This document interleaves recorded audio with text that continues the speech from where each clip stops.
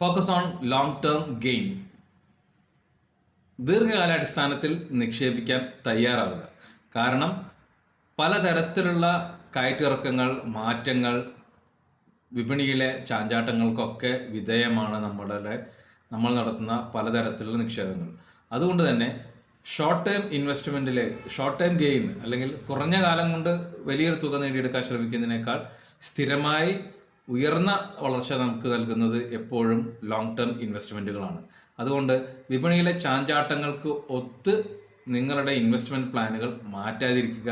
ഒരു long term ഗോളിൽ ഉറച്ചു നിൽക്കുക. അതിനുവേണ്ടി സ്ഥിരമായി നിക്ഷേപിക്കാൻ തയ്യാറാവുക. അതിലൂടെ ചെറുതിൽ നിന്ന് തുടങ്ങി വലിയതിലേക്കുള്ള യാത്ര സുഗമമാക്കാം.